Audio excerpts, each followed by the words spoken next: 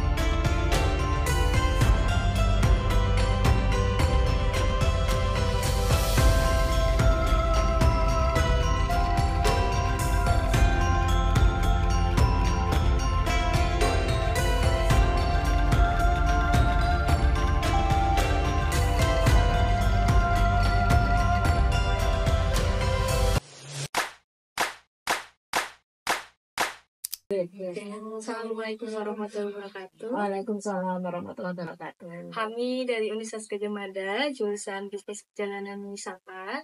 Jadi kali ini kami mau mengobservasi tentang desa wisata Ukisari atau Kampung Batik Kiriloyo. Sebelumnya kenalin, saya Keisha Suya. Saya Rama. Saya Fai. Bersama itu kan? Bu Hidya. Baik.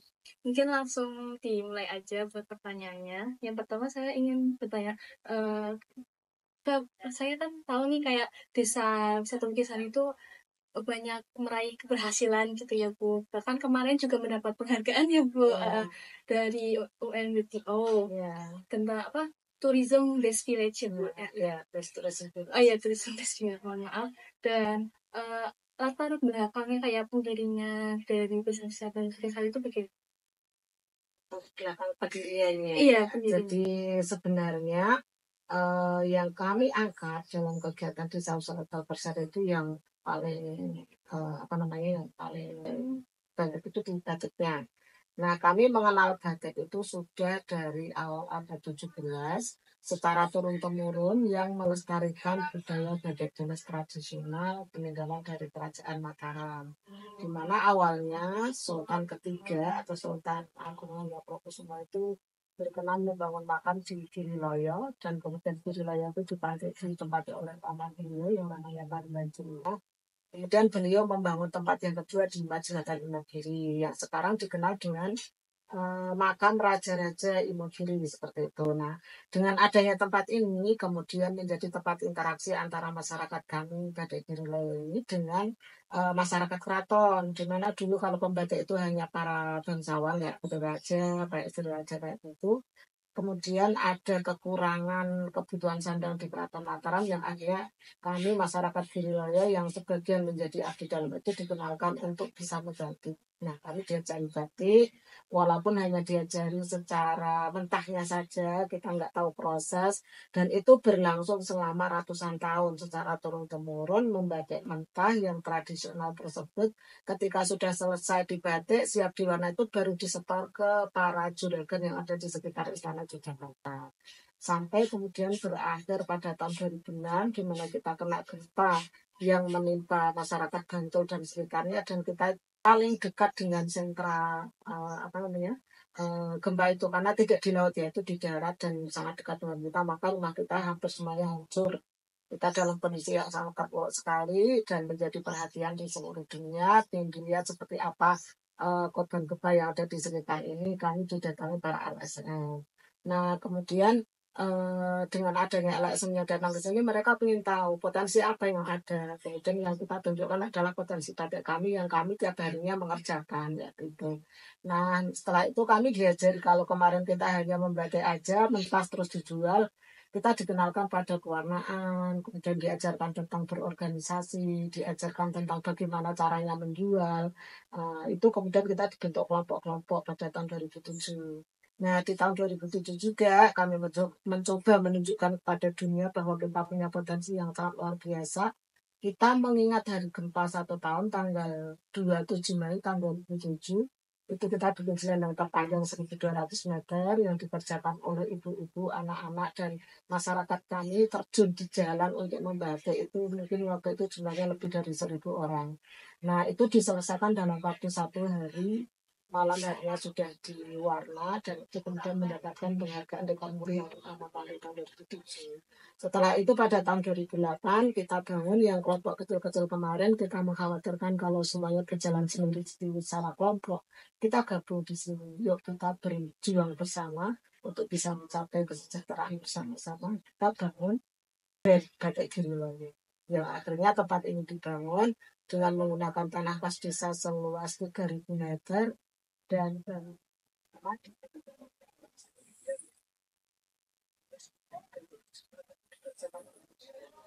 mendapatkan 1 penduduk utama dan 3 penduduk sedang dan 9 penduduk total jumlah sekitar 500 juta. Nah, setelah tahun 2008 kita bikin brand Batik Giri Loyo, kita kemudian mencoba mengadakan Ukersari Expo. Nah, itu untuk menunjukkan produk kita kepada masyarakat bahwa kita punya batik, punya wayang, dan sebagainya. Itu kita tampilkan di sini. Kita lakukan itu tiap 2 tahun sekali, tahun 2013, 2014. Yang pada tahun 2014 kemudian kita menjadi titik survei bahwa Yogyakarta itu punya pembatik yang sangat banyak, pusatnya ada di Giri Loyo. Kemudian di Jakarta dibedakan menjadi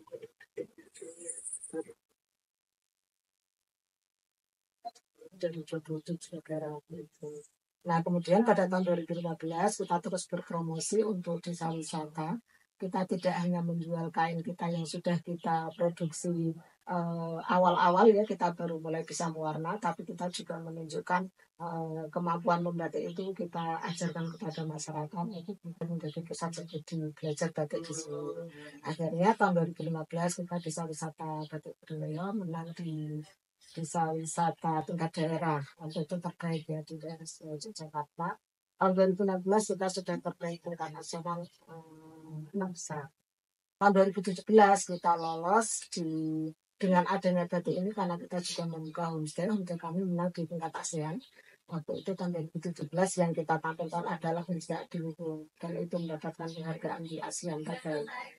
Kemudian tahun 2018 selanjutnya terus menerus kita berpromosi dan kita mencoba untuk ikuti lomba ya, sampai akhirnya tahun 2019 kita mendapatkan kunjungan paling puncak waktu itu sebelum pandemi, jumlahnya 29.000 wisatawan dan penghasilan masyarakat kami meningkat. Kemudian omset di kegiatan ini juga meningkat lebih dari 2M selama 1 tahun di tahun 2019. Setelah itu tahun 2020 kita tutup, tidak ada kegiatan karena wisata adalah menerima dampak yang paling berat karena adanya COVID-19. Ini kita benar-benar sangat jatuh dan sangat terpuruk sekali dengan kondisi itu, tapi kami tetap semangat untuk melakukan perbaikan di segala bidang dan menyiapkan diri untuk bisa menjadi desa wisata yang lebih baik nanti setelah COVID ini berlalu. Nah, kemudian ada tempat cuci tangan, ada alat-alat kebersihan untuk selalu menjaga tempat ini akan lebih baik dan siap untuk menerima wisatawan dengan kondisi yang lebih sehat. Kemudian di tahun 2021 kami buka lagi di akhir tahun dan belum ada tamu ya sekitar 500 orang saja waktu itu. Tahun 2022 kita setelah ada COVID ini mulai berangsur mulai membaik. 2022 kita maju lagi untuk mengikuti lomba desa wisata yang untuk bisa meraih penghargaan desa wisata berkelanjutan, dan kita lolos waktu itu yang mengikuti ada desa wisata di seluruh Indonesia yang lolos desa wisata Bukarsari dan Taman Indah Bandung di tahun 2022. Kemudian di tahun 2023 kita terus untuk bisa meraih prestasi. Kita lolos menerima anugerah desa wisata Indonesia terbaik di Indonesia di kategori desa wisata maju di tahun 2023, dan kita sudah dipilih oleh Bapak Menteri.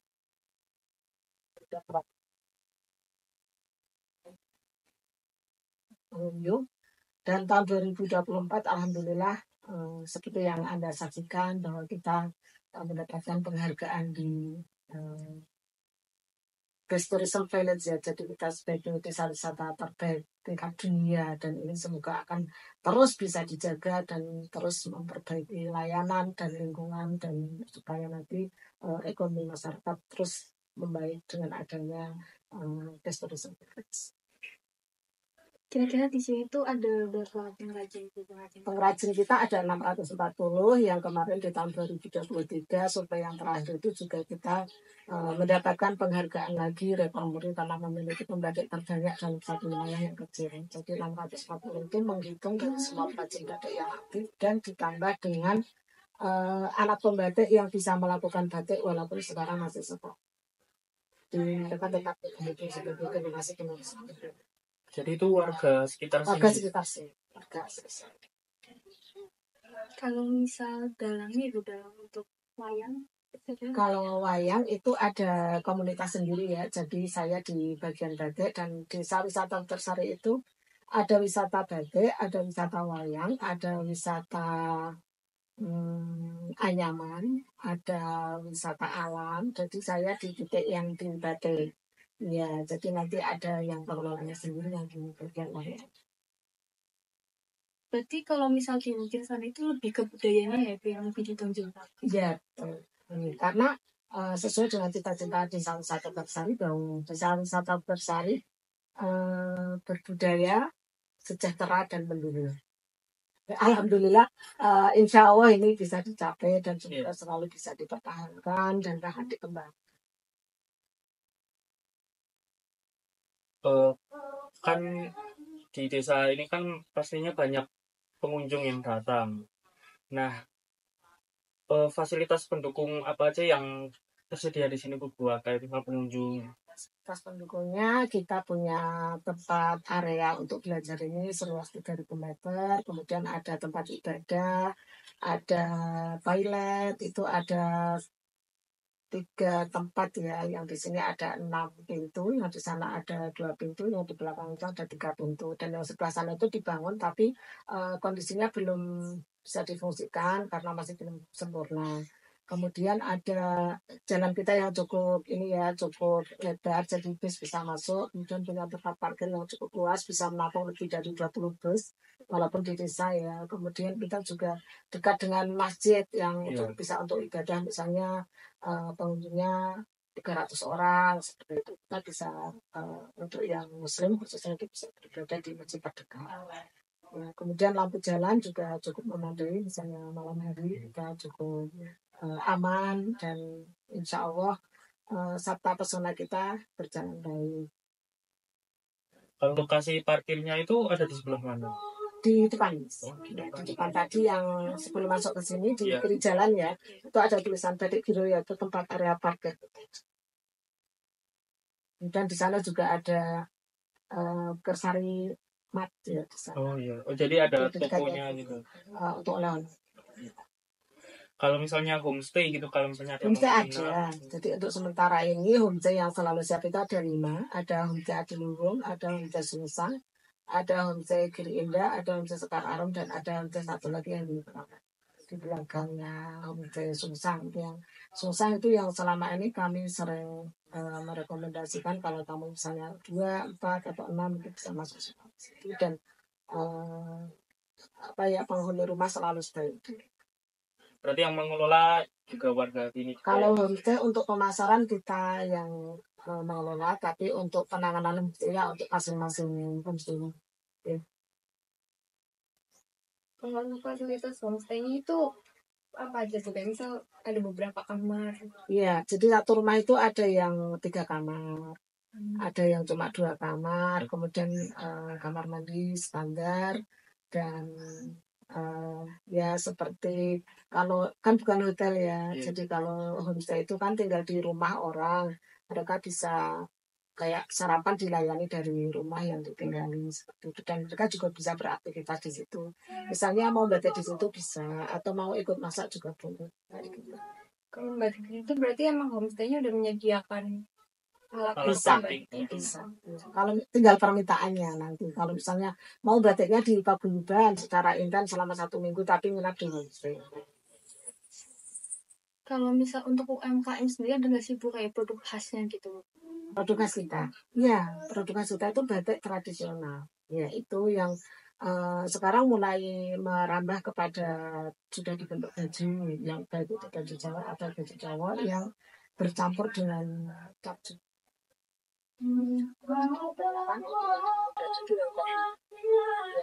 Cap campur tulis kalau yang itu memang sedikit agak jarang, karena lebih mudah dijual dalam bentuk kain. Kalau staff dari harganya? Pemberi harganya kita punya tim galeri ya yang akan mengkurasi barang yang masuk di galeri ini, sehingga nanti ketika pembatik itu meminta harga misalnya 1,5 juta, nanti akan dilihat seperti apa mutu batiknya, kemudian nanti akan dinegosiasi. Ini layaknya dijualnya sekian, misalnya 1.350.000 atau 1.400.000, sampai kemudian menjadi sama-sama setuju dan bisa. Kalau untuk jenis-jenis batik yang diproduksi di sini apa aja Bu? Yang klasik, jadinya ada motif sidomukti, sido Asia, itu murun, dan semua yang ini ada ceplok, ada kaum prabu, ada semar mesem, ada banyak motif yang ada di sini, hampir semuanya klasik. Itu produk kami seperti itu. Kalau yang modern memang agak jarang karena tidak semua orang bisa memunculkan motifnya. Nah itu butuh kemampuan seni. Ya. Jadi tingkat seninya berbeda-beda. Jadi kalau kami adalah seni tradisional kerajinan ya, jadi itu mengerjakan batik yang sudah ada pakainya kebanyakan. Yang paling populer atau paling banyak dibeli itu biasanya motif-motif yang untuk acara-acara sakral. Turun itu sering lah. Paling banyak. Untuk kisaran harganya? Harga dari 400.000 sampai 2.500.000. Dari kain katun, yang sutra dari 3 juta. Warnanya kami masih menggunakan 2 jenis ya, baik itu warna sintetik dan warna alam. Kalau yang warna sintetik itu yang biasanya motifnya klasik, kalau yang warna alam itu ya ada klasik, ada yang modern. Yang warna alam menggunakan kayu, menggunakan kulit buah, menggunakan daun, gitu yang warna alam. Kalau untuk aksesibilitas, misal bis yang besar gitu, bisa lewat sini nggak Bu? Bisa. Masuk ke sini, misalnya mau drop penumpang, boleh, nanti bisa kembali ke tempat parkir. Drop penumpang dulu baru. Karena untuk parkir di sini kan tidak memadai. Kalau misalnya di sini ada banyak bus, kemudian kami yang mau masuk kayak mobil itu nanti tidak bisa. Jadi untuk bis khususnya parkir di tempat. Kalau misalnya transportasi umum itu lewat sini nggak ya? Belum ya? Nah, itu yang baru dipikirkan oleh desa supaya nanti ada terminal yang bisa mengantar wisatawan untuk bisa masuk ke budaya kalau misalnya mereka tidak pakai mobil ya kayak transportasi umum. Untuk parkirnya berarti gratis kok. Pakai uang. Berapa? 35.000 untuk bis besar, untuk yang bis sedang 25. Tapi untuk motor dan mobil tidak. Kalau motor yang masuk ke sini biasanya anak tinggal ini nanti, karena ini belum aktif full ya, jadi tukang parkirnya itu kadang ada kadang tidak ya. Dan itu ada aturan dari desa juga bahwa di bagian parkir juga dikelola nanti akan masuk ke BUMDes. Cuman ini memang baru mulai ya, jadi memang belum seperti yang kegiatan wisata batik. Kalau wisata batik kan kita tiap tahun bayar sewa tanah, kemudian bayar terus untuk ke pemerintah desa. Jadi jumlah juga itu penghasilan juga desa. Karena kita ada Kalau untuk paket wisata itu di sini berapa aja? paket wisatanya ya belajar batik, kemudian ada kuliner, ada homestay, kemudian ada juga outbound. Yang outbound ini yang memang belum kader kita itu belum bayar, jadi belum setiap hari bisa. Outbound itu masih kita tahu. Kalau outbound itu lokasinya di mana kalau di sini? Kadang di sini juga.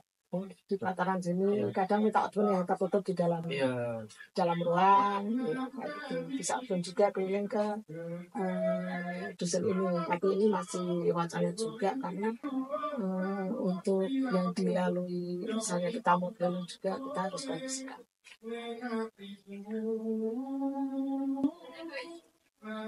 Untuk harga paket wisatanya itu sekitar berapa? Dari harga yang 250.000 bisa dipakai 5 orang.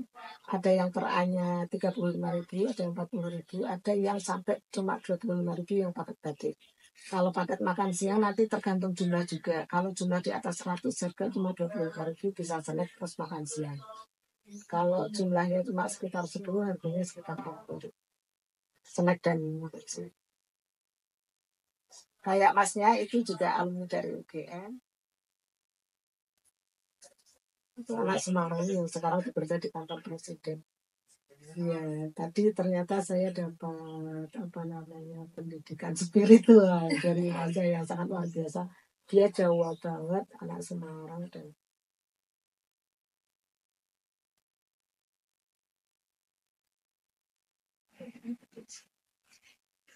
pengunjung, tapi ternyata beliau orang luar biasa.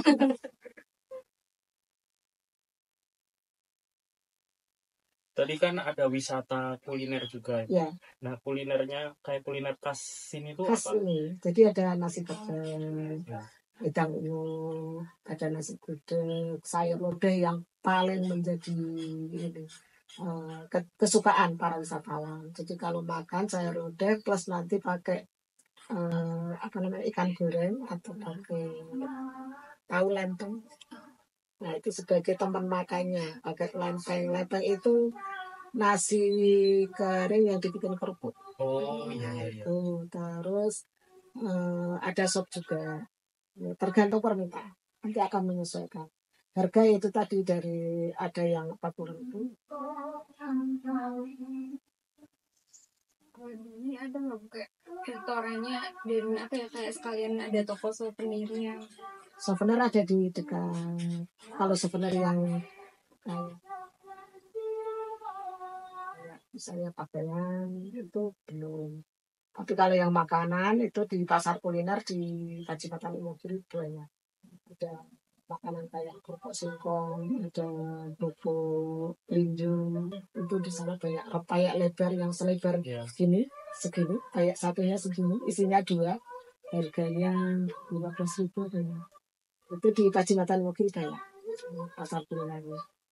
Di sana juga bisa di Sabtu Minggu itu bisa makan tradisional kayak ya pecel iya, terus ada bubur sayur, terus ada nasi sayur lodeh, ada lontong sayur dan sebagainya. Nasi pecel itu yang paling utama.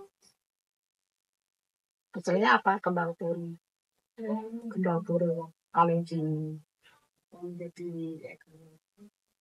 Kalau itu kan yang makanan. Kalau yang misalnya kain-kain gitu, yang kain batik gitu. Kain batik ya adanya di sini. Di sini. Terus yang depan itu, kalau yang depan itu anggota paguyuban. Itu anggota paguyuban namanya batik Susan, yang sebelahnya batik Sekar Arum, yang sebelahnya batik Gering. Di sini dalam batik ada batik Srikunjoro, ada batik Safira. Nah sebagian dari usaha batik mereka ada yang usaha sendiri, bukan Jadi ada yang bukan anggota paguyuban, ada yang lain. Ada yang anggota. Karena kan nggak semua orang punya pikiran yang sama. Iya. Enggak, aku nggak mau gabung, aku mau jalan sendiri, ya udah silahkan gitu kan. Karena kita juga tidak mewajibkan. Kalau mereka memang tidak mau ya silakan. Tapi itu kan sebenarnya setelah kita bangun pasar ini sudah bagus, sudah jalan baik, terus mereka bikin stand sendiri, kan keuntungan untuk sendiri. Kalau di sini anggota pabrikan berjalan di sini tuh terkena biaya pemasaran dan untuk penjualan. Kalau pemandu wisata di sini ada nggak Bu? Terus ada kriterianya? Ya, ada tour guide-nya. Ada, cuman tour guide yang sudah kompeten ya itu baru mungkin 3 orang. Kalau yang bahasa kita memang sudah banyak yang belajar, dan semua pembatik adalah sebagai pemandu wisata, khususnya untuk edukasi. Tapi untuk menerima tamu yang kayak memberi edukasi di ruangan secara formal kayak gitu memang belum banyak. Kita masih mungkin kurang dari 10. Padahal kita kan tamunya banyak ya. Kadang itu 5 kali kunjungan. 5 kali kunjungan ternyata yang ada orangnya cuma 3. Nah nanti yang 1 orang akan merangkap. Maksudnya tadi sudah terus lagi seperti itu. Nah itu kita juga sedang memikirkan supaya kita yang sebagai pemandu wisata itu benar-benar bisa melakukan pekerjaan ini dan bisa memberikan layanan yang baik dan tentunya dengan kalau ada wisatawan internasional itu ditanganinya bagaimana? Ditanganinya kita punya guide yang internasional ya untuk lingkungan ini, dan alhamdulillah selalu mendapatkan ya kayak apresiasi dari para tamu. Kenapa kamu anak desa di sini kok bahasa Inggrisnya bagus sekali, misalnya seperti itu, dan bisa memberikan penjelasan tentang batik, filosofinya, dan kegiatan ekonomi masyarakat yang sudah terjadi. Yang satu masih belum se-expert yang pertama. Berarti kalau misal satu rombongan tuh 1 pemandu? Satu rombongan untuk pemandu di depannya 1 atau 2. Nanti yang di bawah kan sudah setiap 5 orang 1 pemandu. Kalau praktek batik itu 5 wisatawan 1 pemandu. Jadi semua pembatik atau semua perajin batik itu dia bisa juga.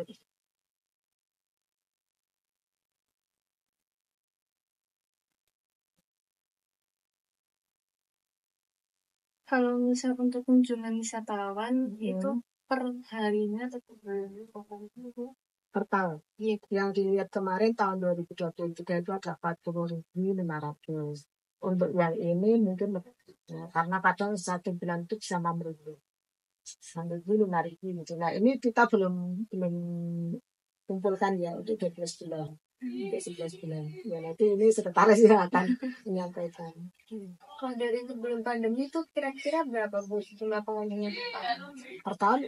Yang tahun 2019 29.000, 2018 itu 24.000, 2017 atau nanti saya ini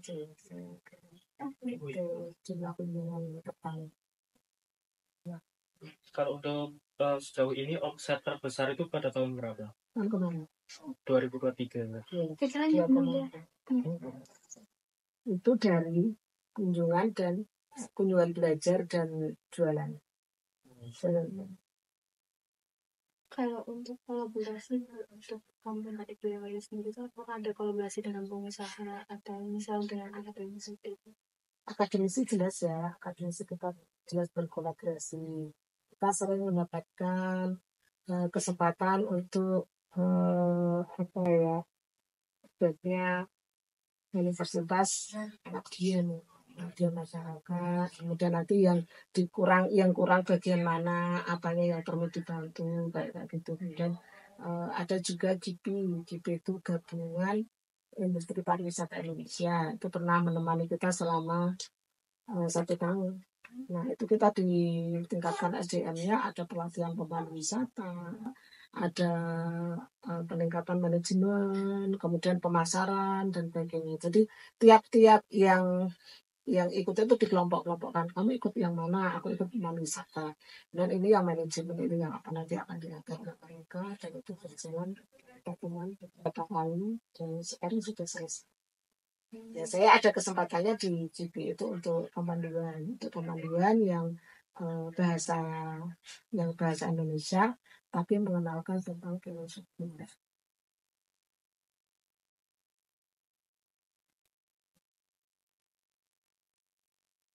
Kemudian kita juga bermitra ya dari beberapa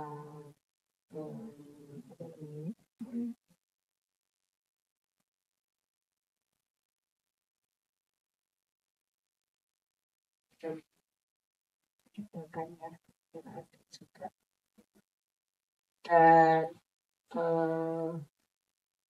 kemudian Akademisinya itu ada kayak jadi KKN atau dari universitasnya. KKN juga iya, KKN masuk juga di sini sekarang. Sekarang sedang ada KKN Fakultas Kedokteran yang sedang KKN di sini, dan kegiatannya di Paguyuban Batik. Ya, itu peningkatan bahasa juga, bahasa asing. Ya. Dan ada psikologi, kemudian ada pemeriksaan kesehatan di posyandu, dan masyarakatnya juga dipanggil untuk bisa ikut cek kesehatan gratis gitu. Kemudian kalau yang dari UPN itu membantu di sistem barcode yang kemarin tapi belum berhasil.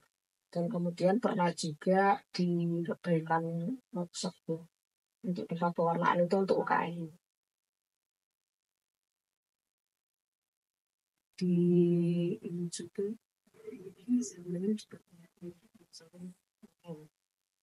banyak yang ingin bantu, cuma masyarakatnya sendiri mungkin karena kapasitasnya ya itu aja, kita belum menambahkan lagi yang generasi penerus kita yang lebih muda untuk bisa maju, ya mungkin perkembangannya pelan gitu ya, bentuk kemampuan kayak pemasaran online itu yang bisa ya anak-anak yang muda. Tapi alhamdulillah dengan kondisi yang sekarang, nyatanya dengan pemasaran online-nya itu khususnya yang edukasi itu semuanya melalui online.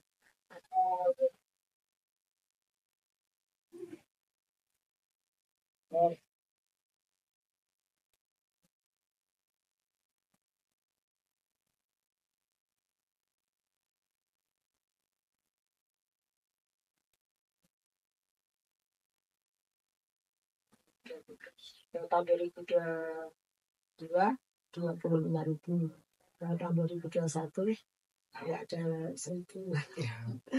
Yang tahun 2020 itu 7.000 karena Januari, Februari, Maret itu masih buka, kemudian Maret pertama itu udah tutup.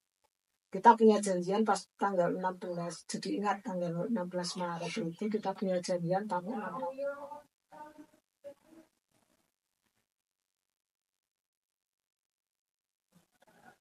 Ya, nah setelah itu kondisi menegang kan ya, semakin menegang, semakin tidak baik, dan kita semuanya di rumah, jadi tidak melakukan kegiatan wisata, bisanya ya produksi aja dan terbatas, karena dana yang kemarin buat kita untuk modal produksi batik, dananya teralihkan ke kebutuhan keseharian untuk meningkatkan stamina kesehatan.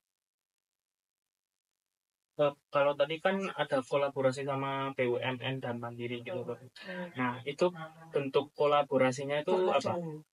Permodalan dengan jasa ringan. Jadi kayak kalau di bank ya kayak KUR itu program KUR, kalau di BUMN di Jodoh itu programnya PKBL, jadi peminjaman untuk UKM dengan bisa jangka panjang sampai 3 tahun dengan jasa yang sangat ringan, cuma 0,25%. 0,25%. Kecil sekali dan tanpa agunan, dipermudah. Waktu angsuran kita juga didatangi dan sampai dicek bagaimana perjalanan usahanya seperti itu. Jadi nggak harus dibiarkan gitu. Berarti selalu dibimbing gitu ya? Ya, ditanyakan Ya. bagaimana perjalanan usahanya, kemudian bisa ngangsur. Maksudnya tidak terpaksa gitu. Jadi tetap bisa mengangsur dengan itu. Tapi sekarang ini kami sedang sedih juga karena PT Indonesia sekarang sudah bangkrut. Jadi nggak bisa belum bisa melanjutkan untuk kerjasama di bidang permodalan itu dengan semua ya, kami sedang perbaikan manajemen. Kan tadi sempat disinggung kalau 2023 itu omsetnya paling tinggi. Iya, paling tinggi. Berarti itu kan jumlah kunjungannya juga paling tinggi. Ya, itu di luar juga. Nah, iya, apakah itu mengalami over capacity atau bagaimana, Bu? Yang jelas kalau dulu misalnya ada hari-hari senggang ya, misalnya ada 1, 2, 3 hari jalan terus kunjungan, ada libur 2 hari. Nah, kemarin tuh nggak ada libur loh. Kita tuh sampai seperti nggak bisa istirahat lah kayaknya. Tapi kan kita sudah menyanggupi ya, dari beberapa bulan yang lalu booking sudah kita oke. Dan tiba-tiba juga ada yang muncul, ternyata ketika ada 2 kunjungan ternyata ada lagi yang masuk gitu. Itu tetap kita terima. Ini sebenarnya kita juga memikirkan bagaimana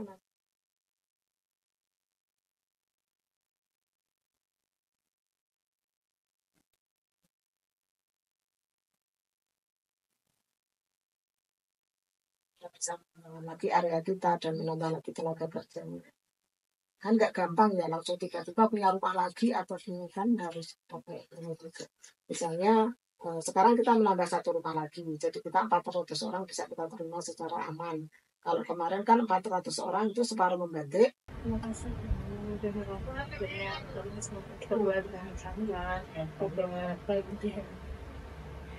Sama-sama. Dan terima kasih juga dari pariwisata UGM sudah berkunjung di kami Batik Wilayah. Semoga informasi yang kami sampaikan dapat membantu untuk tugasnya, dan informasi juga ini semoga bisa disebarluaskan dimanapun Anda berada. Terima kasih, Bu. Ya.